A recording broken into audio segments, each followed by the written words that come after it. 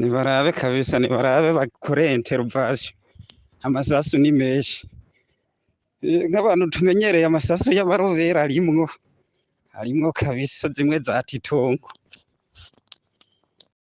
Iteka n'umunezero ntangere byo gusubira kubana namwe muri iki gitondo cyo kuwa Mungu turi ku itariki ya 3 kwezi kw'icenda mwaka 2023 n'amakuru tubazaniye tuba twabatohoreje. Hari byinshi biba bivugwa cyane biba byabaye mu bice bitandukanye bigize igihugu cy'u Burundi, bivugwa n'abategetsi bagiye batandukanye, bitangazwa n'amasoko yacu ari irya nino mu nzego no mu bice bitandukanye bigize igihugu cy'u Burundi, bivugwa cyane ku mbuga ngurukana bumenyi n'ibimenyesha amakuru bigiye bitandukanye. Byose turabitugurira mukabironka ngaha. Reka ntangure aya makuru nkuramutsa kandi ngo hakaza uboba uherereye hose. Muri iki gitondo habaye ibintu bidasanzwe muri zone Buringa muri komine Gihanga mu ntara ya Bubanza, nibyo tugiye kugarukako. Mu gisata cy'umutekano rero amasase menshi yaraye yumvikanye muri zone Buringa ya komine Gihanga mu ntara ya Bubanza nk'uko mejeje kubivuga. Abarashe bazananye mw'ishamba cimeza harya Rukoko hafi y'uruzi Rusizi, bakaba barasanye n'abasirikare b'igihugu. Byanonekaye kugeza uyu mwanya ntibiramenyekana, ariko hari inkuru ku buryo burambuye twabateguriye izagukurikira ayo majwi twatanguje aya amakuru. Waba uri mu gihugu cy'u Burundi, waba uri mu bice bitandukanye mu bihugu bibanyi ngaha ku mugabane wa Afrika mu gice cy'ubumanuko cy'uburengero cy'ubuseruko n'uburaruko, sinibagiye kandi abari ku migabane ya kure, mwese ndabahaye kaze. Yoba ari ubwa mbere utwumvirije, fyonda kuri subscribe canke sabone niba utari wafyondako, nibuke no kubisangiza bagenzabe kugira badacikwa n'amakuru yose dushikiriza. Reka dutanguze aya majwi yuko byari byifashe mu nyuma, tubafitiye inkuru ku buryo burambuye. Masoko yacu hari ico yadushikirije ku byabaye Buringa muri iri joro ryakeye. Badoteye komera bagumya bangi Buringa kabisa, turiko turategwa amasasu ni menshi kabisa. Yego Buringa twatewe. Abo rero bariko baratabaza muri komine Gihanga muri province ya Bubanza. Umutekano wahungabanya hitwa Buringa imbere y'akabari Sport Bar. Amakuru yibanze yemeza ko ari umurwi w'abitwaje ibirwanisho bari baje bava mu ishamba rya Rukoko bashaka kwinjira hagati mu banyagihugu. Hari rero ivyabaye muri iryo joro, abo bari bitwaje ibirwanisho baciye barasana n'abajejwe umutekano. Hari imodoka ya Probox ariko irasha, iyindi ya Allion nayo bakaba bayirashe cyane. Umuntu umwe niwe byabonekaga ko bagiye barashe cyane, hafi yaho imodoka yariko irahira. Abitwaje ibigwanisho rero bakaba basubiye mu Rukoko inyuma yuko barashwe n'abajejwe umutekano w'abasirikare n'abapolisi bahise bashika kugira batabare.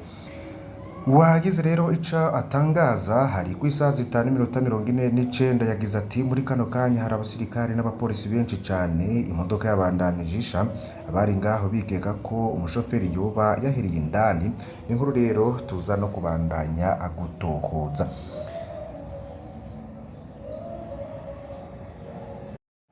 Kuri iyi nkuru rero hari komanteri z'abantu bagiye batandukanye bagize ico bashikiriza, bavuga ko witwa King Umurundi bandanya gushira habona ibintu bitandukanye ku rubuga rwa Twitter. Hari uwagize ati bagucungire hagufi wewe kuko ntibitahuritse, akagwi kawe k'abasuma karasa imodoka ugaca ushirako ifoto.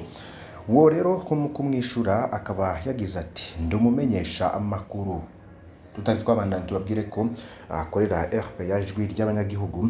Ati nandika inkuru mba mpejeje gutohoza, n'uburenganzira bw'umumenyesha makuru wese, ntibisigura ko ibiba bibaye abarije ndabikoze. Kandi turakwiye kumenya no kubahiriza uko amakuru atangwa. Sindishavu reka kuntuka ureke menyeshe amakuru, urakoze cyane. Ibyo rero bikaba byabaye mu ijoro. Byose rero kaba vyakurikiye iyo nkuru.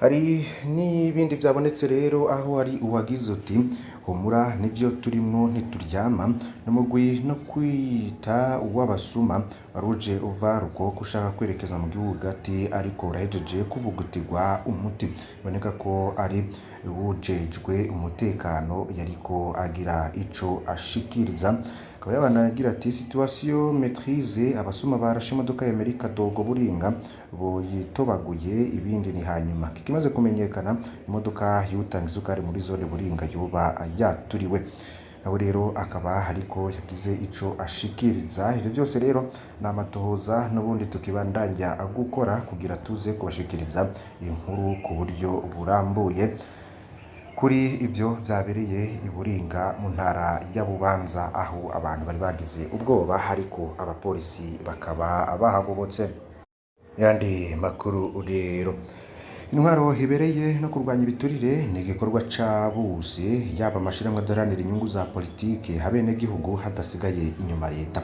ivyo ni vyashikirijwe mu kiganiro catunganijwe n'ishirahamwe ryihaye ihangiro yo kurwanya ibiturire Olokome mu ntumbero yo kwerekana ingene kurwanya ibiturire n'intwaro ibereye aho bigeze mu Burundi bikaba byarabaye rero ku itariki ya mbere Nyakanga 2023 ubwo mwigisha mu makaminuza Masabo Michel hamwe na Maître Ernest Ndikumana ndi murantunge ndi kumukama bashikirije uruhara mashirahamwe adaharanira inyungu za politike no kurwanya ibiturire afise mu iterambere ry'igihugu mashirahamwe iyo ahari mu gihugu akurikirana ibikorwa vya leta agakebura kongera gakosoro tunenge ibintu bitaraba nabi kanafasha bene gihugu mu kubigisha no kubafasha imanza zagoranye akarero katanzwe na bene gihugu bigeze kugira ikibazo ni banki umwe muri ayo mashirahamwe yarashoboye kubijamwo bafashe maze iyo banki irabatunganiriza kubwaho rero ngiyo ayo mashirahamwe adakoze igihugu kirahomba byinshi kubera atawe kibura canke atora utunenge kare ngo duheze dukosorwe kare n'abene gihugu bakabihomberamwo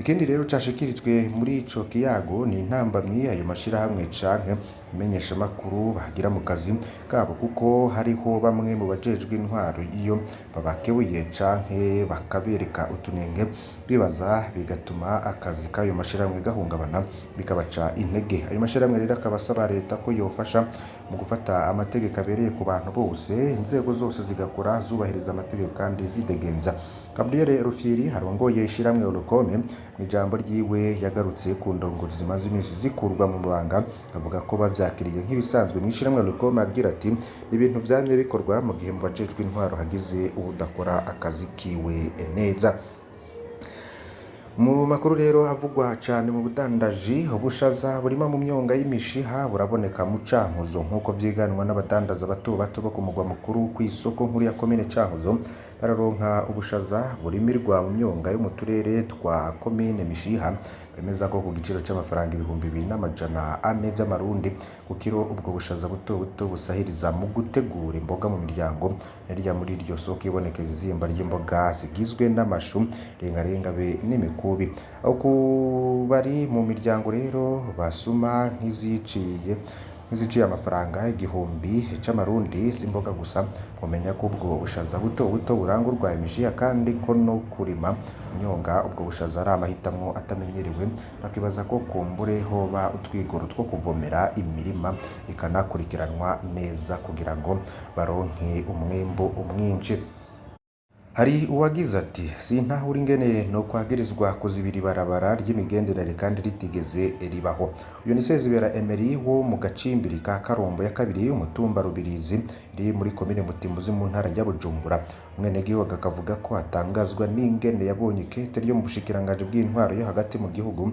rizunguruka ku matelefoni y'abantu rivuga ko abene gihugu bamwitwariye mu mpera z'umwaka 2020 bamwagiriza ko yubatse agatako arazibira ibarabara ry'imigenderanire mwikete ryo ku wa gatanu myandagaro 2023 mushikiranganje w'intwaro yo hagati mu gihugu Martin Teretse yasavye buramatari wa Bujumbura kubahiriza igisabo ca bene gihugu cyo kiryo barabara ry'imigenderanire ryo kubahirizwa rikava vuba na bwango. Sozibera Emery ati nahaguze abajejwe intwaro ku mutumba no muri zone bahari nyuma turashinga uburimbi nta barabara bavuze ko risigwa kuko nta n'iryari rihari. Iyo parasera nayandikishije no muri komine baraza barayipima hanyuma ndayironkera impapuro ata barabara bahabona. Ineza ko aje kubaka yubakiye ku burimbi bumutandukanya n'uwo basangiye urubibe wo haruguru yiwe araduza n'uruzitiro. Kongera ati umwe mu babanyi banje abonye nubatse yaciye ansaba ko nsige ibarabara sinemeye kuko nta ryari rihari kandi iparasera nari kuba ndayishe kandi baheruka kuyinkura kimetero zibiri imbere bagura ibarabara rikuru. Ntiyashizwe yaciye ansaba ngo angurire ibarabara kugira ngo bariho azoza araca atarinze kuzungura kuko ari hafi. Na byose nabishimye ahubwo namusabye ko yongurira parasera yose nkava. Ivyo navo ntiyavyemeye aca atangura kundega mu buyobozi ko nazibiye ibarabara biratubuga gushika ku nzego zo hejuru. Sinzi ingene vyashitse mu bushingiranganje bw'intwaro yo hagati mu gihugu nta na kopi y'urubanza rundega naronkejwe ahubwo nsaba ko bondenganura canke uhakeneye akahangurira hose nka mu bisa. Umwe mu banyagihugu rero baba inyuma y'iyo parasera avuga ko hatarubakwa atabarabara riboneka yari rihariye ariko hari akayira k'abamaguru bacamwo bagiye nko gusoma canke mu bindi bikorwa kuko ari hafi hashikira kwibarabara rikuru. Akavuga ko hamwe ukururwa vyoba vyiza batorinda kuza barazunguruka. Mukuru w'umutumba Rubirizi ni Japhet Nshimirimana avuga ko aho hantu hari amatongo y'indimiro gusa atanzu zari zisanzwe zihari. Tanguye kubakwa amazu wasanga haboneka amabarabara adashika kwibarabara rikuru kuko ntihari hatunganijwe ku rugero rujanye n'intunganyo y'ibisagara. Ati kwiyo parasera ya Emery nta barabara ryari rihari kandi n'ubu kuyandi mabarabari ari ahandi muri ako gace hariho ayadaseruka ariko ico twifuza nuko igisagara coba nyabagendwa amabarabara agaseruka mu bice habayeho ukumvikana ko vyega bigakorwa mu bumwe mu gihe bibonetse neza ko aho hantu atabarabara ryari risanzwe mu gihe hagurwa. Ndabakengurukiye abanywanyi bacu mukurikira amakuru n'ibiganiro dushikiriza. Ndagusaba kugira ntuze gucikwa n'ibindi byose tuza gushikiriza uyu munsi wa Mungu munsi